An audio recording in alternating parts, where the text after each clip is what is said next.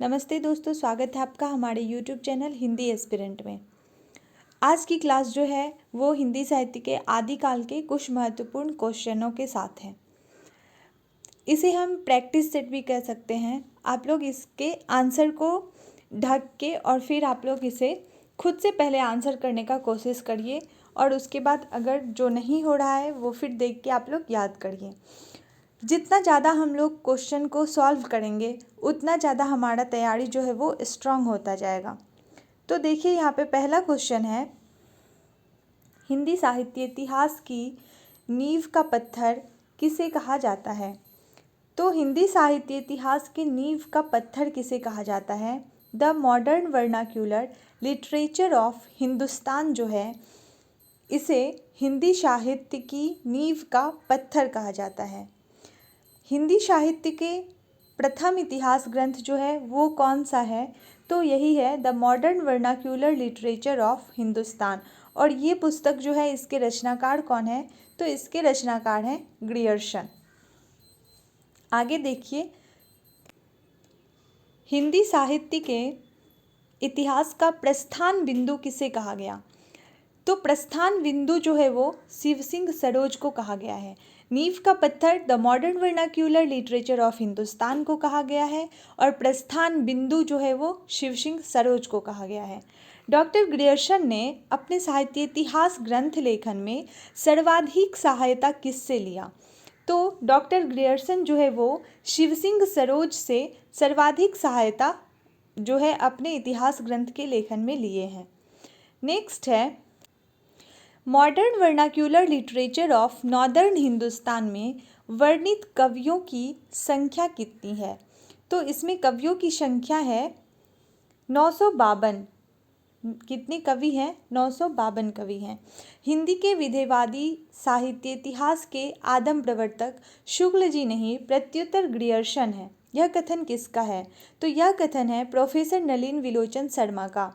क्या है कि हिंदी के जो विधेयवादी है, विधेयवादी पद्धति से हम लोग जानते हैं शुक्ल जी जो हिंदी साहित्य का इतिहास लिखे हैं वो विधेयवादी पद्धति से लिखा गया है।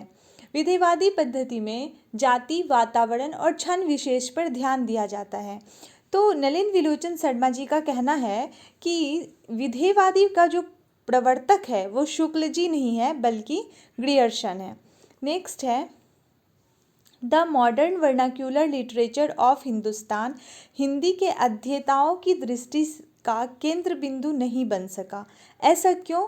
क्योंकि यह जो है यह अंग्रेजी भाषा में लिखा हुआ साहित्य है, जिस वजह से यह हिंदी के अध्येताओं के लिए उतना ज़्यादा जो है वो केंद्र बिंदु नहीं बन सका।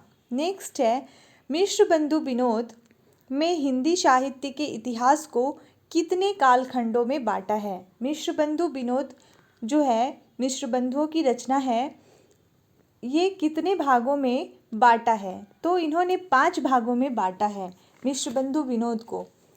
कौन सब है? तो प्रारंभिक काल, माध्यमिक काल, अलंकृत काल, परिवर्तन काल और वर्तमान काल।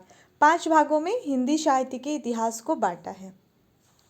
नेक्स्ट है, हिंदी नवरत्न के लेखक कौन है? तो हिंदी नवरत्न के लेखक हैं मिश्र बंधु। पादरी एफ.ई. द्वारा लिखा गया हिंदी साहित्य इतिहास ग्रंथ किस नाम से प्रकाशित हुआ था? तो ये जो है ए हिस्ट्री ऑफ हिंदी लिटरेचर, इसके रचनाकार कौन है? पादरी एफ.ई. नेक्स्ट क्वेश्चन है, वियोगी हरि को ब्रजमाधुरी सार के संपादन की प्रेरणा कहाँ से मिली? तो वियोगी हरि जो लिखे हैं ब्रजमाधुरी सार, इनके संपादन जो किए हैं, इसके संपादन की प्रेरणा मिली इनको पंडित राधाचरण गोस्वामी से। आगे देखिए, आचार्य रामचंद्र शुक्ल के अनुसार किसकी रचनाएं साहित्यिक कोटि की नहीं है? तो सिद्धों और योगियों की रचनाओं को शुक्ल जी साहित्यिक कोटि की रचना नहीं माने हैं। नेक्स्ट, हिंदी साहित्य इतिहास लेखन में आचार्य शुक्ल का प्रथम क्रांतिकारी कदम था। क्या प्रथम क्रांतिकारी कदम था? तो उन्होंने क्या किया, अपभ्रंश साहित्य को हिंदी साहित्य से अलग मानकर उसे पूर्व पीठिका के रूप में प्रस्तुत किया आचार्य शुक्ल जी। नेक्स्ट है, किस साहित्य इतिहास ग्रंथ को आधुनिक साहित्य संपत्ति का बीजक कहा है? तो हिंदी पुस्तक साहित्य किसका है? तो माता प्रसाद गुप्त का है। इसे आधुनिक साहित्य संपत्ति का बीजक कहा गया है। देखिए आज का क्वेश्चन कुछ नया आपको लग रहा होगा। नेक्स्ट है, निम्न में से किसके अपने इतिहास ग्रंथ में साहित्य के विकास के साथ साथ संवेदना के विकास को रेखांकित किया? तो डॉक्टर रामस्वरूप चतुर्वेदी जो हैं, इन्होंने अपने इतिहास ग्रंथ में साहित्य के विकास के साथ साथ संवेदना के विकास को भी रेखांकित किया है। नेक्स्ट क्वेश्चन है, हिंदी साहित्य का वह ग्रंथ जो अभी भी अधूरा है वह कौन सा ग्रंथ है?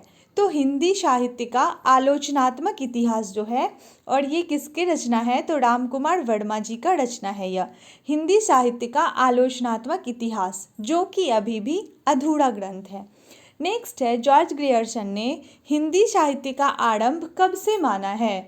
तो हिंदी साहित्य का आरंभ जो है वो जॉर्ज ग्रियर्सन ने 8वीं शती से माना है। हिंदी साहित्य इतिहास ग्रंथ में काल विभाजन के लिए कितनी पद्धतियां हैं? तो काल विभाजन के लिए 4 पद्धतियां हैं। नेक्स्ट क्वेश्चन है, FEKE ने ए हिस्ट्री ऑफ हिंदी लिटरेचर में हिंदी साहित्य को कितने कालों में बांटा है? तो इन्होंने 4 कालों में बांटा है। किसने हिंदी की शैशवावस्था के वृत्तों का वर्णन करने के उपरांत काल विभाजन का आधार हिंदी साहित्य में उठने वाले महत्वपूर्ण आंदोलनों को बनाया?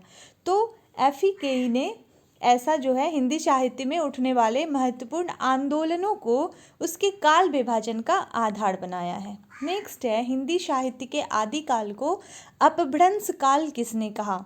तो अपभ्रंश काल कहा है चंद्र शर्मा गुलेरी जी ने।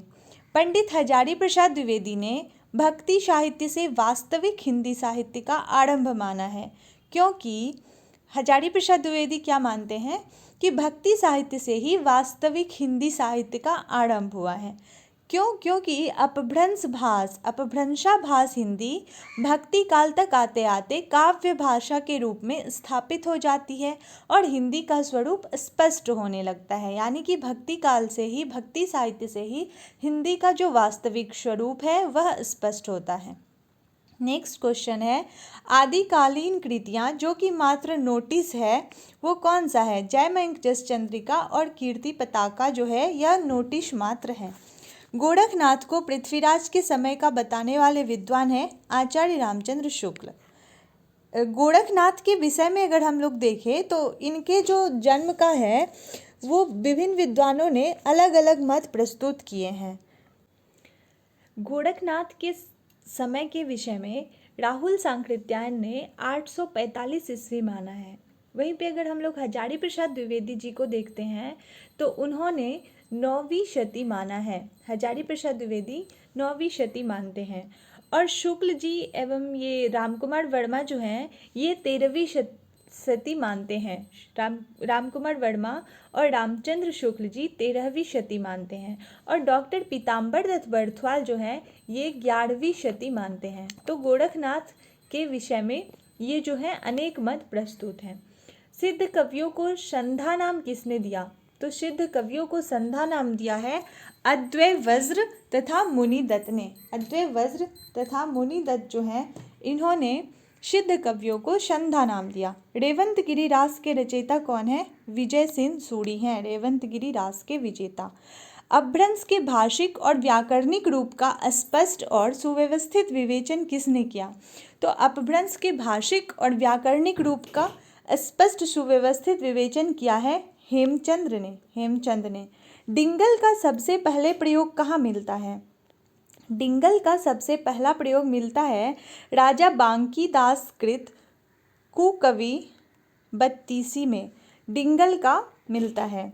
सिद्धसेन कृत बिलासवई कहा किस कोटि का काव्य है? तो यह काव्य प्रेम काव्य है, प्रेम कथा काव्य है। ऐतिहासिक चरित काव्य कीर्तिलता जो है वो ऐतिहासिक चरित काव्य है। आगे देखिए, 63 श्लाका पुरुषों के जीवन का वर्णन कहाँ हुआ है? तो महापुराण में 63 श्लाका पुरुषों के जीवन का वर्णन है। इतिहास लेखन की सबसे अविकसित प्रणाली या पद्धति कौन सा है? तो कालानुक्रम पद्धति जो है वो अविकसित है। आदिकाल में चरित काव्य सर्वाधिक किस साहित्य में लिखे गए? तो चरित काव्य जो है वो जैन साहित्य में हमें सर्वाधिक देखने को मिलते हैं। हिंदी साहित्य का अतीत जो है ये किसके रचना है? तो यह विश्वनाथ प्रसाद मिश्र की रचना है, हिंदी साहित्य का अतीत। आदिकालीन साहित्य में गद्य का प्राचीनतम ग्रंथ कौन सा है? तो गद्य का जो सबसे प्राचीनतम ग्रंथ है वो है कुवलय माला कहा। संदेश रासक जो है यह एक खंड काव्य है।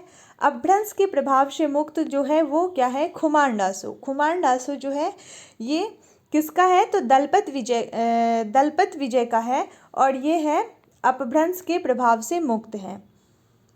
अपभ्रंश का भवभूति जो है वो पुष्पदंत है। पुष्पदंत का रचना है नय कुमार चरियू। नय कुमार चरियू जो है वो पुष्पदंत का रचना है। यहाँ देखिए कुछ रासो काव्य है जो कि उसके काव्य स्वरूप को दिखाया गया है। बीसलदेव रासो एक प्रेम काव्य है, वही बाहुबली रास जो है यह वीर काव्य है, और राम रासो कथा काव्य है, बुद्धि रासो प्रेमाख्यानक काव्य है। रासों में भी जो है वो 3 प्रकार की रचना हुई थी, एक तो वीरतापूर्ण, एक था श्रृंगारपूर्ण और एक था उपदेश प्रधान जो रचना है वो। नेक्स्ट क्वेश्चन है, रानीपन और सामंती जीवन से बंधन मुक्ति की अभिव्यक्ति किस ग्रंथ की अपनी खास विशेषता है? तो बीसलदेव रासो जो है इसका आंसर होगा। नेक्स्ट है, चंद्रवरदाई को छप्पैयों का राजा किसने कहा? तो शिव सिंह सेंगर जो है वो चंद्रवरदाई को छप्पैयों का राजा कहा। पृथ्वीराज रासो की भाषा के प्रथम अध्येता कौन है? पृथ्वीराज रासो की भाषा के प्रथम अध्येता हैं ग्राउस। नेक्स्ट है, नागरी प्रचारिणी सभा द्वारा प्रकाशित पृथ्वीराज रासो के संपादक कौन थे? तो नागरी प्रचारिणी सभा काशी द्वारा जो पृथ्वीराज रासो का संपादन किया गया उसके संपादक हैं बाबू श्याम सुंदर दास, राधा कृष्ण दास और मोहनलाल विष्णुलाल पांड्या। तो आज के कुछ महत्वपूर्ण क्वेश्चन ये हैं। आशा है कि आप लोगों को अच्छा लगेगा ये क्लास। धन्यवाद।